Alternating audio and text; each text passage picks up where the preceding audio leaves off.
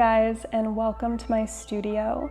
Today I'm going to be answering some questions that you guys had asked me on Instagram a couple weeks ago, and I'm really excited to get into this because I have been craving a way to connect with you guys on a deeper level. Actually, recently I traveled to Mallorca, Spain for a week-long yoga retreat, and during that time I had a lot of downtime to consider how I want to use my creative energy and the type of content that I want to make. I have so much to share, and I think it's a little bit easier for me to share outside of things like Pinterest and Instagram, although I love those as well. So if you guys like this type of content, please let me know. Comment down below, like it. It just reminds me that people care because I'm notorious for telling myself that nobody does care, so I just don't put my energy into making this type of content. But I'm trying to get better about that. But the positive reinforcement definitely helps me. So I don't want to make this video too long, so let's just hop into the questions. And I'm going to keep these anonymous because I didn't ask permission to use names. So the first question here says, what would you say is the first step in starting an art business? I want to start selling my art. That's really exciting. There's so many ways I want to answer this question, but really two things stand out to me the most. So I would say the first step is almost visualization and getting really clear on where you see your art hanging or where you see your art being, depending on what type of artist you are. For me, it was really visualizing, I want my art to be in beautiful homes with intricate architecture and in beautiful landscapes. And that helped me to get really clear on, how I'm gonna sell my art, who I'm gonna be selling my art to, like who is my ideal client. So I would encourage you to maybe journal and get really clear on where you see yourself headed as an artist. What would be your ideal situation? Do you see yourself hosting gallery shows in Europe or painting murals in a city? I think journaling could be really beneficial for you in this stage.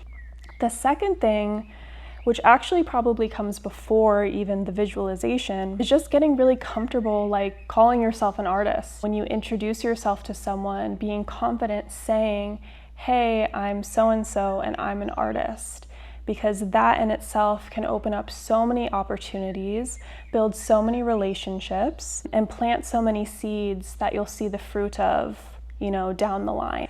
And I personally know just how hard it can be to own that title. I feel like a lot of creatives struggle with imposter syndrome, myself included. So that's what I would say, is just getting confident calling yourself an artist, letting people know so that they can support you. Great question. I hope that helps. Okay, next question. What made you try your current art style? What made you stick with it? Any advice? Oh my gosh, this makes me go back in my memory.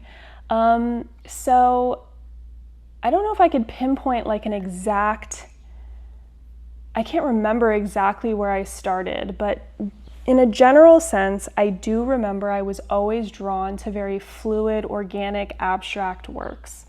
So I remember when I decided that I was going to focus and put my energy into painting, I started following a lot of artists on Pinterest and Instagram, and there was like a common theme between all of the art that I liked to view and see on Instagram.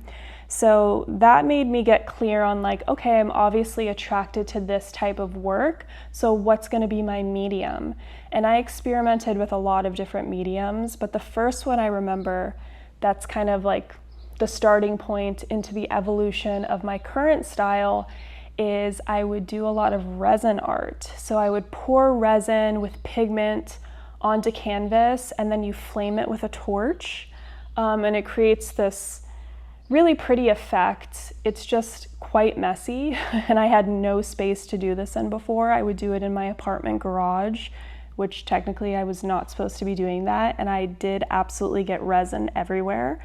But yeah, that's the first thing I remember trying, is that pouring resin art. I feel like this pour art was really trendy, like back when I started getting super serious about painting, although I had painted prior to that in like high school art classes and things like that. But that's the one that sticks out to me the most, and what made me kind of evolve into my current style. What made me stick with it? That is a really good question, because it is so frustrating when you're starting to get really focused on your art and you're quite self-critical, at least I was, and you have that voice in your head that gets really loud and almost inhibits you from moving forward, because you'll make a mark on the canvas and your brain is telling you, that looks horrible, like what are you doing? This is all wrong, I need to start over again. And it's about just taking a breath and not allowing that voice to control you. I think that's really important. The voice is always going to be there, but you can choose whether or not you listen to it. So in the beginning, that was really important for me. I would get quite frustrated because the art I was making wasn't what I envisioned in my head. But looking back, it was all an important step to just keep me on a path to becoming the artist that I am today and making the paintings that I make right now. I can look back on my first works and see how those were really important to get me where I am today. And I just think there's no shortcut to putting time into your craft and allowing yourself to make mistakes and to be vulnerable and to be a beginner, which is very, very hard. So what made me stick with it? Honestly, the discomfort of not painting and not creating and not expressing myself was far greater than the discomfort of being frustrated when I would paint. So I hope that helps a little bit. Okay, next question. Hi, do you know when you plan to release new prints? Yes. So I will be releasing a minimum of 3 new prints on my own website, shophighdesertstudio.com, in autumn. But also, I'm not sure if you saw it, but I recently had a print collaboration with Pottery Barn release a few weeks ago. So that has been something that I've been working on for a really long time. There's about 8 to 9 prints. One of them is a diptych, so technically it's 9 individual paintings that were created into reproductions that you can buy directly off the Pottery Barn website. And I love them. Oh my gosh. Yeah. I could say a million things, but I love them. Very organic, very moody, very fall inspired. If you kind of like that palette, then I definitely encourage you to go to the Pottery Barn website. You can just type Jordan Nicole into the search bar and all of my work should come up on their website. Thanks for asking that. Okay, next question. What is your filming routine? Do you film while you paint or only after? That's a good question. This has changed a lot for me, especially recently. I've kind of come to the realization that I hate filming my process, which is funny because it's obviously really interesting to people. And I think on social media, you can see a lot of engagement when artists do post reels showing their process.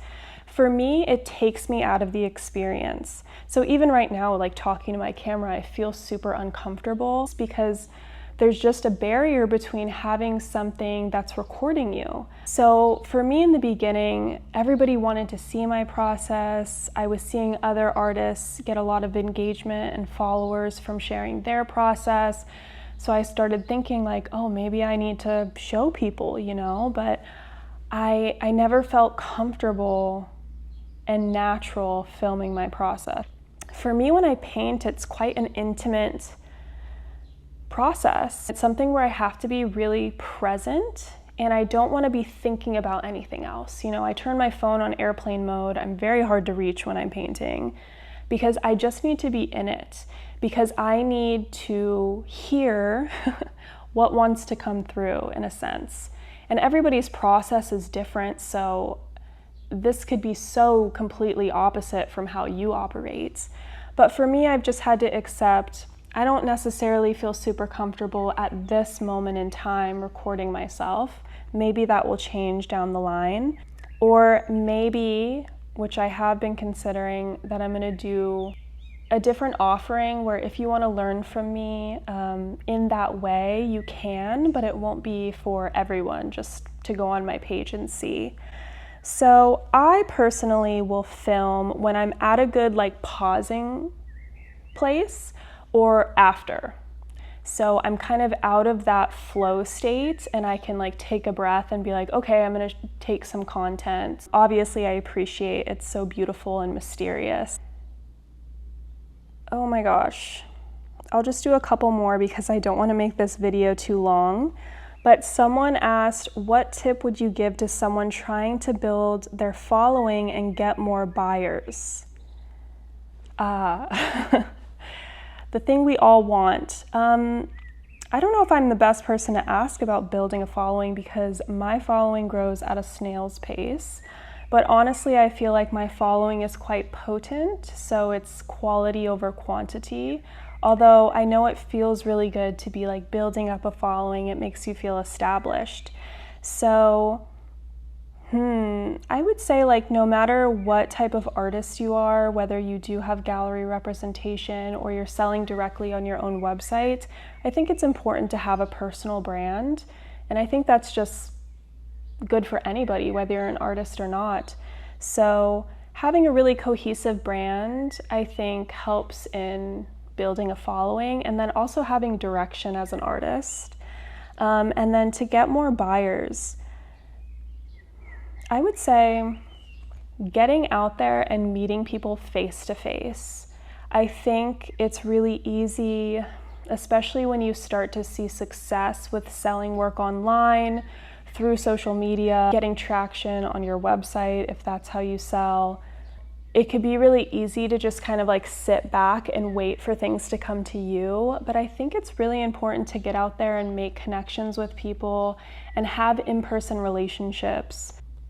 So that's something I'm trying to implement more of all the time, and sometimes I'm better during some seasons rather than other seasons depending on my energy levels, but I would say don't just rely on the internet, get out there and make opportunities happen for yourself. Always keep planting seeds, and those seeds might blossom a year from now, 2 years from now, 3 years from now, but I think it's really beneficial. So that's what I would say. Okay, I feel like I'm blabbing, so I'm just gonna answer one more question. Oh, and this one is a big one. So it says, your journey into building your own business, how did it all happen? Oh my gosh. I could write a novel about this. I mean, it's so complex, right? It's so detailed, and you can see all the little decisions and experiences that led you to becoming the person you are or having the business that you have. So let me know if you guys want me to go really in depth on this. Maybe I'll make a separate video. So comment below if you'd like to see that. But the short version, I guess you could say, is that I've always been creative. My sister is an artist. We've always been artistic. But growing up, I didn't have a medium or a modality to express my creativity. So this led to a lot of internal struggle within myself because for me personally, if I'm not creating, I feel like I'm going insane. So I really have no other choice than to express this energy that builds up inside me by making art. So that's how it kind of all stems from that in my childhood. But I would say how I started High Desert Studio, I mean, so many different things that led me to where I am, but I would say the most instrumental was I was working as an interior designer at an interior design firm in Newport Beach. And during that time, I felt so inspired because we were working on these like stunning, gorgeous houses, and I loved picking all the materials, from the textiles to plaster and wallpaper samples and textures, and the color palettes would really inspire me to want to paint something that was cohesive with the project that we were working on. So a lot of times I would go home just so inspired and trying to stay tethered to that inspiration throughout the day so I could paint when I got home. And long story short, that led me to being like, I want to sell my art and I want to use it on my projects. And that led me to that first step, which is like, I'm going to tell people, hey, I'm an artist. And then I was like, okay, I'm going to make business cards. And I decided my business name would be High Desert Studio. I remember changing my interior design Instagram at the time to High Desert Studio. And yeah, it just started snowballing from there. But really it was that initial decision to be like, I'm gonna do this. I'm gonna say I'm an artist, get my business card, make my website, and just make it work. And I remember when the first interior designer that I looked up to so much followed me on Instagram, besides my boss at the time, who I love so much, followed me, and I was freaking out. And I was like, oh my gosh, this could actually be a thing. And it was. So that's the very, very, very short version. Yeah, I can get into more depth if you guys would like that. But yeah, I feel like I've been blabbing for a while now. So let me know what other videos you guys would want to see. And in the meantime, check out my Pottery Barn collaboration. Just type in Jordan Nicole on the Pottery Barn website. You can also go to my website, shophighdesertstudio.com, and it'll link you straight to that page. And I'm just working on my next collection of paintings, mostly inspired from my trip to Spain. So I will keep you guys informed when that is ready. Otherwise, I'll see you in the next video. Thanks for watching.